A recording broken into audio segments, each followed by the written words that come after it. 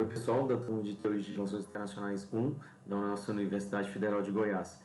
Na nossa aula de hoje, a gente vai falar sobre marxismo nas RI ainda, especificamente o neomarxismo, que é uma das versões, né, da perspectiva marxista do Vladimir Lenin. É um autor russo e também um ator politicamente muito relevante, pois ele é o principal, né, o pai, vamos colocar assim, da Revolução Russa, que acabou criando a União das Repúblicas Socialistas Soviéticas. Né? Vamos estudar a perspectiva dele, que é uma contribuição teórica a partir dos aportes do Marx e do Lenin, um, e na prática ele aplica também para mudar a realidade. Ele faz aquilo que Marx fala, que não basta ser um filósofo, mas é necessário ter um ativismo político. A perspectiva do Lenin contrasta com as perspectivas de Proudhon e do Bukharin, porque ambos são mais anarquistas, podem ser considerados anarquistas. Então, na prática, ele contrasta com essas perspectivas. A perspectiva da Rosa Luxemburgo é bastante próxima da perspectiva do Lenin. Ela ela escreve, né, a partir da realidade alemã e é uma contribuição, também faz contribuição ao neomarxismo. Já não seria neomarxismo aquilo que o Antônio Gramsci representa, que é uma perspectiva pós-marxista, porque ele já tem premissas bastante diferentes da perspectiva marxista. Então, a gente tem alguns autores e teorias aqui separados sobre relações internacionais a partir da perspectiva marxista, vamos colocar assim, ortodoxa, daquilo que Marx escreveu e que o Engels escreveu. Depois, neomarxismo com Lenin, Wallerstein e Arrighi. Wallerstein e Arrighi são autores mais contemporâneos, né, que a gente vai estudar ainda daqui na próxima aula, e o neogramscianismo, que seria a aplicação do pensamento de ciência política do Antônio Gramsci, que é isso, assim, o Gramsci escreve sobre ciência política e basicamente sobre economia política, mas bastante circunscrito no contexto doméstico de um Estado. Agora, Robert Cox, ele aplica essa análise às relações internacionais, por isso que é neo-gramsciano, porque é a aplicação do gramscianismo. Em geral, com base no texto que vocês podem ler, né, sobre a contribuição marxista para as relações internacionais, a gente vai destacar dois pontos que o texto nos traz. O primeiro deles é destacar a dimensão histórica dos fenômenos internacionais, ou seja, a ideia de que aquilo que existe nas relações internacionais é fruto da história. E a história, como Marx já ensina, é o que? É um fruto de luta de classes e é um fruto de conflito entre classes é na prática uma construção social. Né? É socialmente construída, é socialmente definida. Então não existe nada pré-determinado. O que vai existir na realidade material, objetiva, vai ser fruto daquilo que a luta de classes levará. Então, a existência do capitalismo, né, e da desigualdade entre aqueles mais poderosos, aqueles mais ricos e aqueles menos poderosos, aqueles menos ricos. A ideia de nação em si, a ideia, essa construção, né, ideológica da ideia de nação que na prática tenta obscurecer essa desigualdade social e tenta colocar no mesmo plano, caracterizar com o mesmo conceito um grupo social paupérrimo em contraste a um grupo social riquíssimo. Né? A ideia de nação acaba criando uma união entre esses dois grupos. Né? A ideia de nação é só uma delas, que é parte da superestrutura. Há outras ideias que unem ambos os grupos sociais, ambas as classes sociais, e na prática isso pode ser considerado o quê? Religião, outras ideias de cunho cultural, artístico, enfim, são ideias que acabam selando ou lubrificando essas engrenagens do funcionamento do capitalismo para mantê-lo e expandi-lo. Depois, a ideia de Estado moderno. A ideia de Estado moderno, um Estado com um exército permanente, com um Estado que é um organismo político cada vez mais complexo, que abrange tanto mecanismos de produção de sentidos, né, ideológicos para a vida, ou seja, aquilo que a gente está falando de ideias tipo nacionalidade, religião e tudo, ou seja, o Estado compõe aquilo que é a superestrutura que oferece sentidos à representação daquilo que é a vida das pessoas. E, por outro lado, também, além do aparato ideológico, você tem na superestrutura e como parte também do Estado o aparato coercitivo, o que inclui polícia, o que inclui exército, que é quando as engrenagens falham e aí você tem que usar força para manter o capitalismo. O segundo ponto é esse, de que a economia política está no centro do debate das relações internacionais para entender o comportamento e as interações entre os Estados, portanto. Então, os conceitos de Estado por si só, o conceito de anarquia por si só, eles, na prática, encobrem coisas que estão no foco da tese marxista, no foco da teoria marxista. São conceitos que, primeiro, como a gente viu, não são naturais, são frutos de luta de classes, são alteráveis, não são dados, não podem ser considerados como dados que nunca vão ser alterados, né? Estado, anarquia, não. Esses dois conceitos precisam ser considerados como conceitos mutáveis, né? De forma que eles não encubram os conflitos de classe, a exploração entre classes e entre estados. E é preciso, na perspectiva marxista, estudar as relações sociais, né, estudar as relações sociais, como a gente já viu antes, fundamentais no estágio atual de desenvolvimento das forças produtivas. Qual é o estágio atual do desenvolvimento das forças produtivas? O estágio atual do desenvolvimento das forças produtivas é o conjunto de possibilidades, funcionalidades, técnicas que tecnologias, máquinas, equipamentos permitem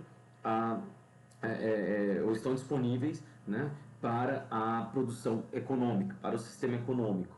Então, duas coisas, como a gente viu lá atrás, que acabam movendo a história. Primeiro, é a inovação, a invenção de novas técnicas organizacionais, tecnológicas, máquinas, equipamentos, fontes de energia e tal.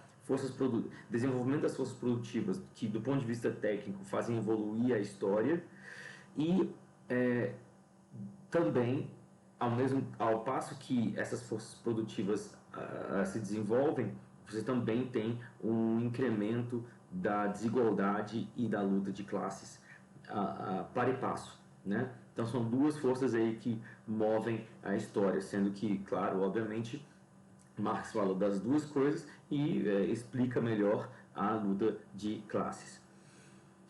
O conceito de comunismo é um conceito que não foi muito elaborado, não chegou a ser o principal foco do Marx, porque ele queria explicar primeiro o que era o capitalismo.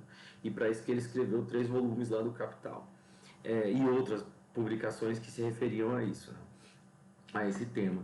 Mas o que ele percebe, o que Marx mostra na sua teoria, é que a tendência é de que a tese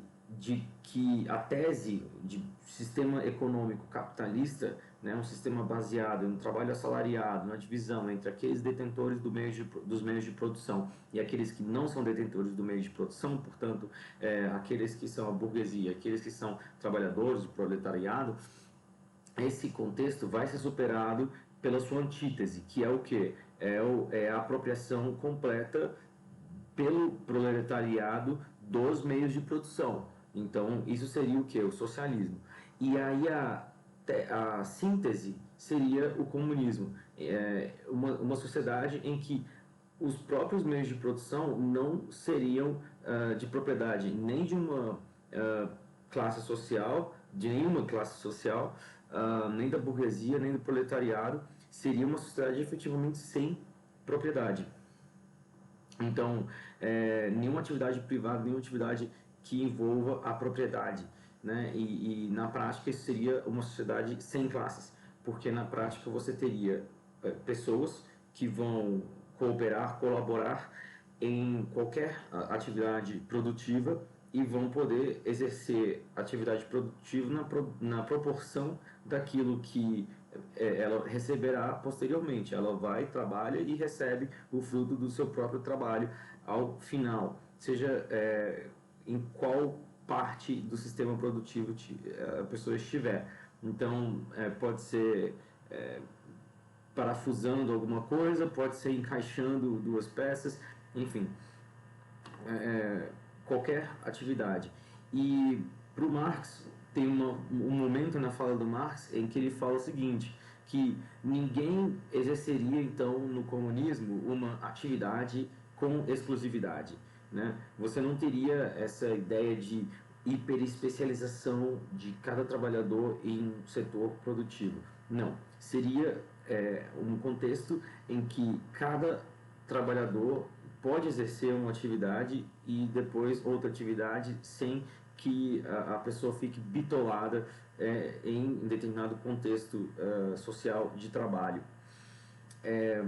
Então, todos se realizariam na atividade que desejarem, né? Então, caçar de manhã, pescar à tarde, manejar o gado à noite e fazer crítica literária após o almoço.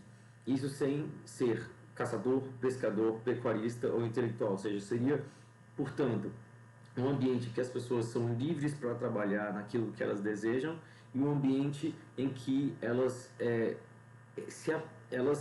teriam o acesso àquilo que elas precisam para viver, porque na prática a sua atividade produtiva vai levar a seu próprio direito, né, de exercer, de ter aqueles bens que a pessoa precisa para sobreviver, né? Então, a gente está falando de comida, habitação e tudo mais. Bom, o sistema comunista, como Marx descreve, acaba chegando por aí. Existem naturalmente, como vocês podem perceber, algumas, né, várias lacunas aí para cobrir, né?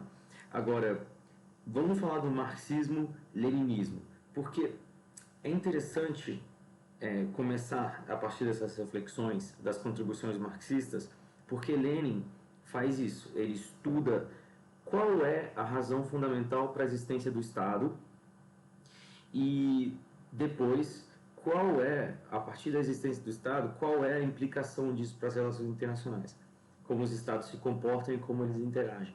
E realmente é isso que ele procura fazer na obra dele, né, do imperialismo, né, que é a etapa superior do capitalismo.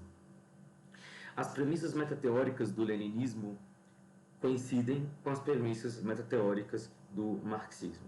Então, o foco da análise no modo de produção, no sistema produtivo, na realidade objetiva, material, que é o materialismo filosófico, e aí você tenta entender o que é a infraestrutura, como a infraestrutura funciona, para você entender, portanto, como a superestrutura precisa ser constituída, né? A superestrutura precisa ser constituída para justamente manter e reproduzir o modo de produção, a infraestrutura, as relações sociais como elas estão no plano objetivo material. O segundo ponto do Lenin é isso, o materialismo histórico, no sentido de que essa concepção da história como fruto da dialética, como fruto das contradições entre as classes e da luta de classes. E o Lenin justamente oferece uma perspectiva diferente daquela do Marx.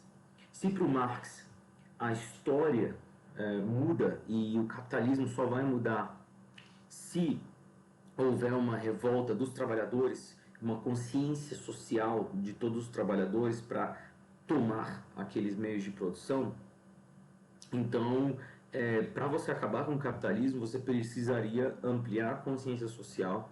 Aí você publica o Manifesto Comunista, aí você conscientiza as pessoas da sua condição social. conscientiza as pessoas daquilo que é necessário para que elas possam viver bem, se libertem desse sistema opressor e elas tomem o poder. Então, para o Marx, o caminho é esse. Para o Lenin, ele percebe o seguinte: nem todo mundo é alfabetizado, nem todo mundo tem acesso à leitura do Manifesto Comunista, nem todo mundo trabalha em fábrica. Na verdade, no contexto da Rússia do começo do século XX e no finalzinho do século XIX também, você tinha um contexto em que a economia era basicamente servil, né? O regime de servidão ainda estava presente por conta dos resquícios, né, que não foram superados, né, ou seja, apesar da lei que foi feita na segunda metade, nos anos 1860 ali, que liberava os servos, o trabalho servil na Rússia, apesar disso, nada foi feito para mudar efetivamente a configuração social. Então você tinha uma desigualdade gigantesca, 2% da população russa concentrando ali toda aquela riqueza e opulência aristocrática, característica do Império Russo, característica dos czares, das suas famílias, da nobreza. E você tinha uma enorme massa populacional na miséria, a maioria gigantesca analfabeta, né? Vamos colocar em torno de 80% da população analfabeta, entre 80% e 85% da população analfabeta, e alguns trabalhadores, aí sim, alguns trabalhadores assalariados, principalmente em São Petersburgo e em Moscou. E o que o Lenin propôs? Olha, na verdade, a gente tem que fazer uma revolução porque tem que fazer, a gente tem que acelerar a evolução da história e acabar desde já com esse sistema que, se a gente for esperar todo mundo ser alfabetizado, se a gente for agir para alfabetizar todo mundo e depois, não, é muito tempo. Então, a ideia do Lenin é o quê? Você não precisa cumprir o passo a passo de consciência social para todo mundo, depois todo mundo chega e age com consciência, tomando os meios de produção para daí controlar a sociedade e constituir o socialismo.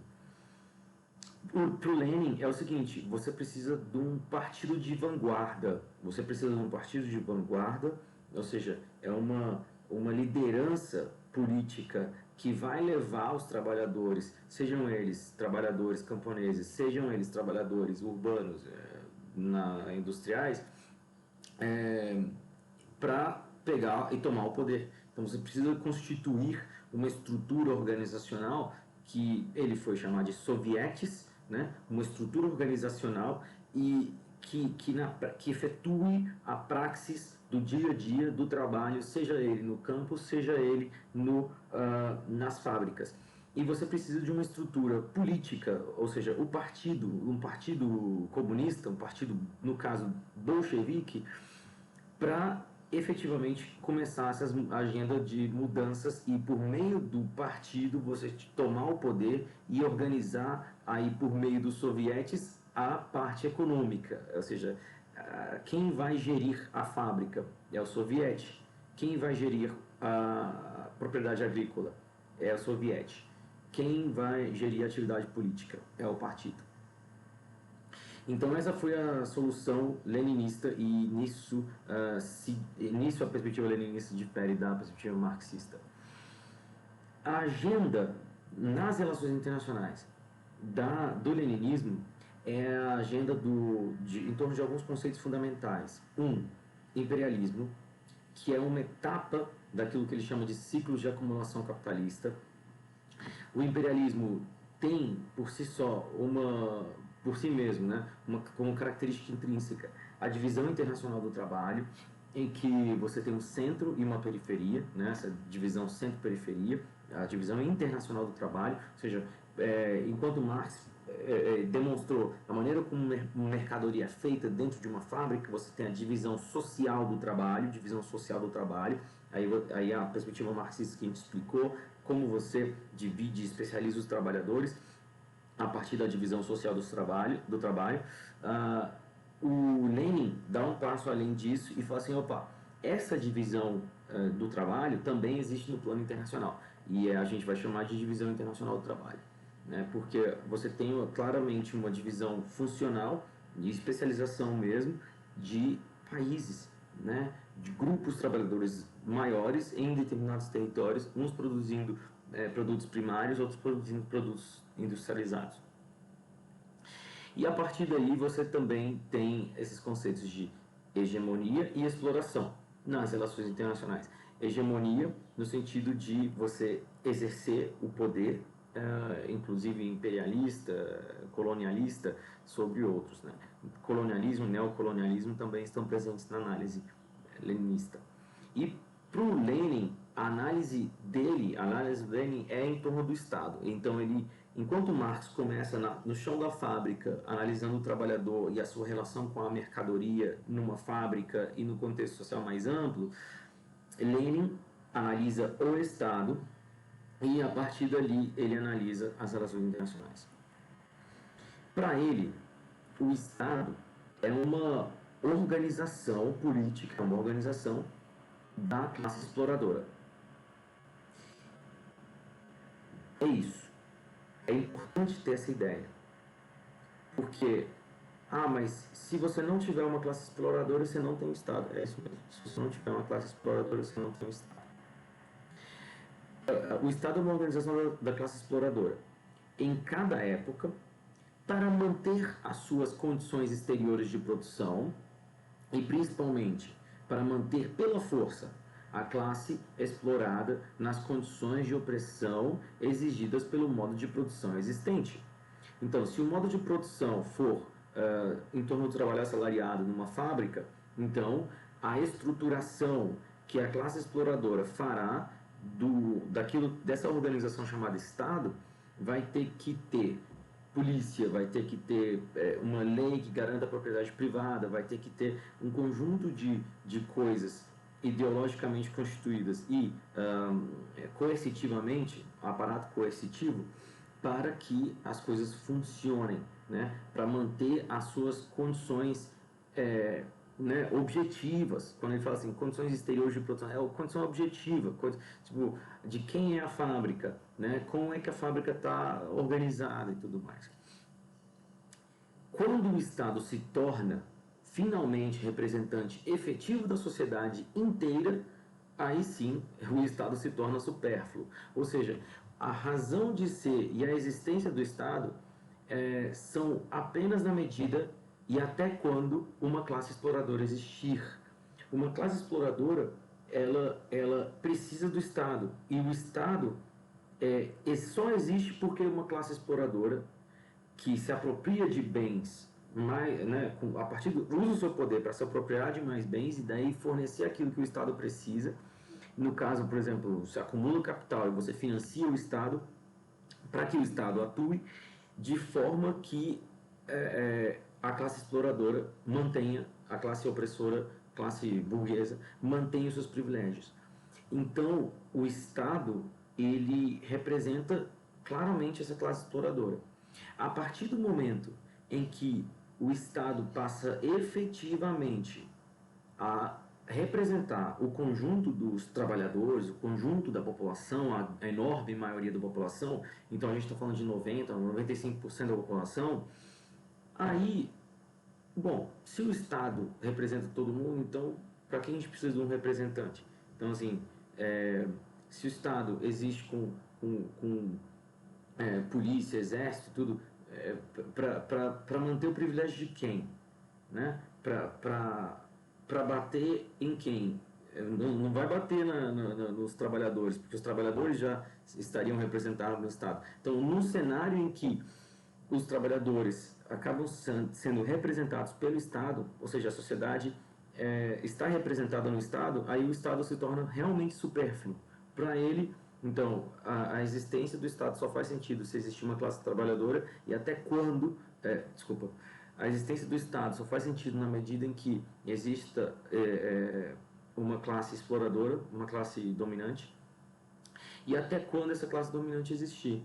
Porque a partir do momento em que efetivamente a sociedade inteira, né, não apenas uma classe, a sociedade inteira está representada no Estado, então você não tem necessidade mesmo do Estado existir. O que é o Estado, então? O Estado, ele é fruto desses antagonismos de classe, da desigualdade social. Ele usa o termo antagonismos de classes. Então, o que explica a existência e o próprio poder do Estado são os antagonismos, é o antagonismo de classe. Sua existência e o seu poder são proporcionais aos antagonismos de classe.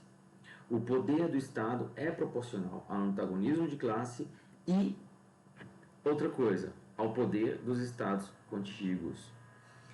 O Estado precisa, para manter aquela estrutura interna, ele precisa se expandir. E para se expandir, ele precisa de bater e se, né, encaixar e se acomodar ou se impor sobre os estados vizinhos. Quanto mais forte for um estado vizinho, mais forte o estado que a gente está analisando precisa ser. Então, o poder do Estado, ele é proporcional, ele vai ser aumentado, ele vai ser, a classe exploradora vai querer aumentar o poder do Estado quanto maior for a desigualdade social, porque quanto maior for a desigualdade social, mais repressão é necessária para a classe exploradora se manter lá, e quanto mais poderosos forem os estados contíguos. O Estado caracteriza-se pela divisão dos súditos segundo o território. Então, assim, cada Estado tem o seu próprio território.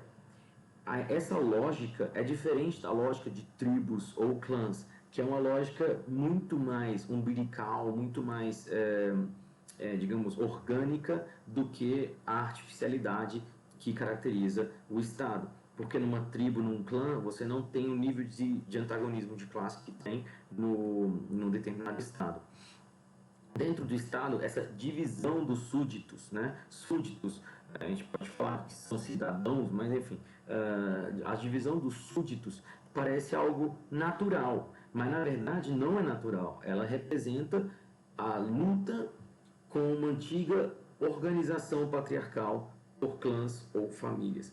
Ou seja, é o extremo da desigualdade entre as pessoas, parte de uma comunidade, tá? Mas o Estado vai selar, vai garantir, cimentar aquela divisão de classes que é característica do capitalismo, né? Aí que tá.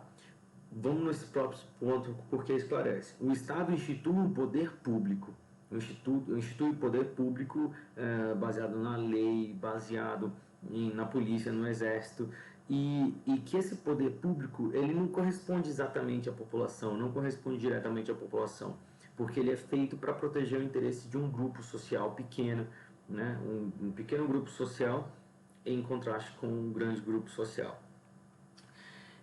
Que é a classe burguesa em contraposição ao proletariado. E para manter um poder público separado e mesmo acima da sociedade, criam-se impostos, cria uma dívida pública, né, que são dois elementos fundamentais para que, você cria impostos para manter um exército permanente, por exemplo, e você mantém uma dívida pública para você deixar claro que o Estado depende da classe exploradora.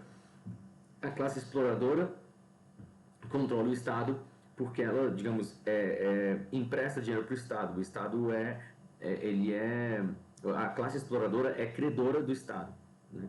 Então, esses são os meios, impostos de dívida pública são os meios de manter e exercer o poder dos bancos e dos trusts. Então, quando a gente está falando do Lenin, a gente já está falando de mais do que o industrial. A gente está falando de um industrial que controla mais do que um setor, ou seja, é um conglomerado, um truste. Truste é conglomerado, é um conglomerado de empresas de vários setores, que controla vários setores e dentro de um país. E naturalmente esse conglomerado nacional quer se expandir internacionalmente. Bancos, a mesma coisa. Banco,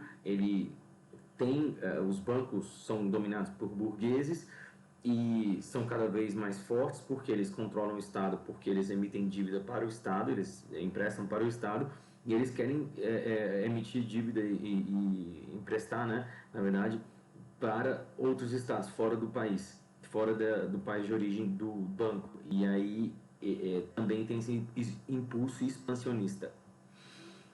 É nesse contexto em que você chega na fase financeira do capitalismo, digamos assim, que você considera o papel, poder político dos conglomerados e dos bancos, é que o imperialismo caracteriza essa fase de desenvolvimento do capitalismo. Então, o imperialismo é considerada a etapa superior do capitalismo, porque o capitalismo, nessa fase superior, ele se torna um sistema universal de subjugação colonial e de mesmo estrangulamento financeiro da imensa maioria da população do planeta por um punhado de países avançados. Então, nessa fase do capitalismo, você tem um conjunto de países muito mais poderosos do que outros, países considerados do centro, que efetivamente domina por meio do exército ou por meio de domínio indireto outros países periféricos, e o domínio ele é financeiro, ele é tecnológico, industrial, né? Porque conglomerados dominam diversos mercados, bancos emprestam dinheiro e fazem do país dependente desses credores, e dessa forma os países não têm independência para tomar suas próprias decisões. O conceito de superlucro acaba sendo importante na análise leninista, porque a ideia do capitalismo, como foi o capitalismo do final do século XIX e até em grande medida bastante semelhante àquilo que a gente tem no final do século XX, é o que? É de grande interdependência econômica. Grande interdependência econômica entre diversos países, né? E aí você tem um conglomerado, uma classe burguesa que já domina o seu país, que já domina a economia do seu país, se expandindo e atuando em outros países. Então, o lucro é um conceito que a classe exploradora, a classe burguesa, extrai dentro do seu próprio país. O superlucro é o conceito de lucro extraído a partir de outros países, não do país de origem da classe burguesa. Então, os capitalistas extraem lucro de operários em territórios dominados, em outros territórios, além do lucro extraído dos operários do seu próprio país. Tá? Bom, para ele, outra característica fundamental do imperialismo é a guerra. É a guerra que é fruto da competição entre impérios. É fruto da competição. Tanto é que, para ele assistiu à partilha da África no final do século XIX, a partir do finalzinho, 1878, teve o acordo numa conferência de Berlim, nos anos 1880, uma colonização generalizada da África, o que postergou essa tendência estrutural de conflito entre os países europeus. E os países europeus, que são países avançados, países do centro, os países mais avançados, mais poderosos da Europa, eles se expandiram em direção à África, e isso acabou sendo uma válvula de escape para as pressões de competição interimperialista. Mas, por isso, tanto na fase em que eles estavam se expandindo em direção à África, quanto na Primeira Guerra Mundial, que o Lenin assistiu, a qual ele se opôs, o Lenin se opôs à Primeira Guerra Mundial com o lema do pão, paz e terra, né? Procurando exatamente representar os anseios da população russa. Pão, paz e terra, era exatamente o que faltava para a população russa, para a maioria da população russa. O que ele está falando é que guerra de conquista, guerra de pilhagem, de rapina, é exatamente isso. Você domina territórios africanos, por exemplo, extrai o máximo de diamante, de ouro que você puder, recursos naturais, explora a população, etc. A guerra imperialista é uma guerra de partilha do mundo pela divisão e redistribuição das colônias, das esferas de influência, do capital financeiro, etc. Cada território tem lá uma característica de como ele vai ser dominado por um Estado capitalista do centro. né? Então, seja pelo capital financeiro, seja pela colonização direta, o domínio, a relação de opressão, a exploração vai existir. E o superlucro vai existir, que vai financiar ainda mais a forma de dominar. As guerras imperialistas são, para o Lenin, inevitáveis enquanto subsistir a propriedade privada dos meios de produção. A propriedade privada dos meios de produção é isso, é a apropriação pela classe burguesa da fábrica, das máquinas, dos equipamentos, né? Isso são meios de produção. E as guerras imperialistas vão acontecer enquanto isso acontecer, porque a fábrica de automóveis do país A compete com a fábrica de automóveis do país B. O banco do país A compete com o banco do país B. E eles vão se expandir, eles competem dentro e fora dos seus próprios países. Qual é o caminho, então, para superar a propriedade privada, segundo Lenin? Primeiro, o socialismo é uma sociedade sem burguesia. O socialismo é uma sociedade sem burguesia porque nessa sociedade você tem um contexto em que o Estado é dominado pela classe trabalhadora e, portanto, o Estado acaba dominando os meios de produção integralmente.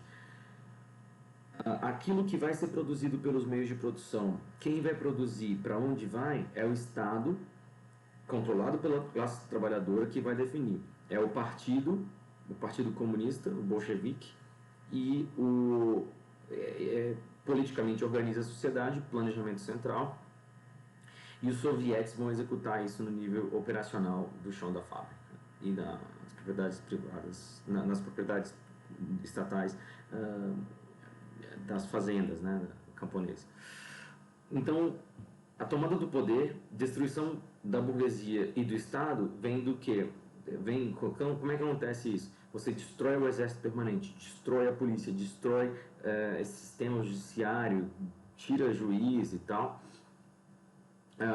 privilégios, rendas especiais, acaba com esses privilégios que o Estado, a partir dos impostos, retira da maioria da população e entrega para aquelas pessoas mais privilegiadas, acaba com a ideia de federalismo, de autonomia de várias regiões, acaba com isso.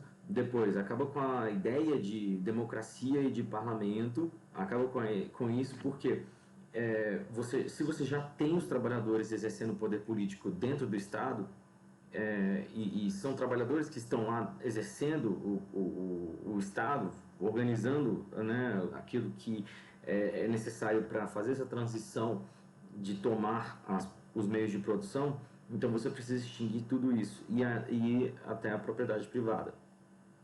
Porque tudo vai ser do Estado e vai ser produzido e redistribuído pelo Estado. O Partido Operário é uma base para isso. O Partido Operário é a base para fazer isso. E o marxismo e a educação é a base ainda fundamental. Então, o primeiro ponto vamos começar pela educação, conscientização social, da maneira como Marx falava, mas para acelerar isso, a gente cria um partido operário, que é o proletariado, e aí organiza para tomar o poder político. Diante da tomada do poder político, o que se segue é a destruição da burguesia na prática e do Estado. Ou seja, você destrói a burguesia como? Não é matando as pessoas, é simplesmente tomando todas as propriedades privadas, todos os meios de produção, a partir de quem? A partir do Estado. Então você usa os sovietes na prática para administrar aquilo que era propriedade privada, para determinar aquilo que vai ser produzido e para distribuir aquilo que vai ser produzido para quem precisa. E assim a gente chega ao socialismo em uma sociedade sem burguesia. Essa é um mapa, uma representação daquilo que Lenin estava falando. Você tem um mundo dividido entre centro e periferia, e na divisão internacional do trabalho, o centro ele vai fazer o quê? Ele vai exportar bens manufaturados, ele vai fazer investimentos, né, em ferrovias, investimentos industriais, investimentos bancários, para explorar e reproduzir o capital nesses outros países da periferia. E você vai também fazer o quê? Você vai ser credor dos estados periféricos. para você ter o Estado na sua mão também. Então, você cria uma dependência tecnológica, você você explora o meio produtivo investindo nesses países periféricos e você exporta produtos manufaturados, você concede empréstimos aos estados e você importa produtos básicos, produtos minerais, produtos agrícolas, né, matérias-primas, produtos primários. Então, essa é a estrutura econômica de dominação e a estrutura também política de dominação. Né? Cada estado dominado de uma forma, mas o centro, que é o conjunto de estados azuis, domina o conjunto de estados vermelhos e mesmo os estados roxos, que são os roxos são semi-periferia. Então, no comércio internacional, no sistema financeiro internacional e na parte política, na parte estratégica militar, é assim que se manifesta aquilo que o Lenin descreve do mundo. Tá? A gente pode retomar, para finalizar, um slide que estava na análise do marxismo nas relações internacionais, que é o que? Você tem uma verdadeira superestrutura capitalista global, e aí você tem a burguesia transnacional que sustenta e comanda diversos estados. Os estados capitalistas são vários, alguns mais poderosos, outros menos poderosos, e eles acabam interagindo entre si de acordo com a divisão internacional do trabalho, de acordo com as relações de opressão, exploração que se estabelecem, né? Então, e a necessidade de acumulação capitalista acaba gerando interesses e conflitos geoeconômicos. É isso mesmo que o Lenin fala, e aquilo que eu falei, do Estado A, o conglomerado industrial, o conglomerado bancário do Estado A, dominando, tentando dominar, ou competindo, vamos colocar assim, competindo com o Estado B, e ambos tentando dominar o Estado E. É basicamente assim, né? Então, essa é a análise leninista. Espero que vocês tenham gostado, reflitam, critiquem, e a gente continua na próxima aula.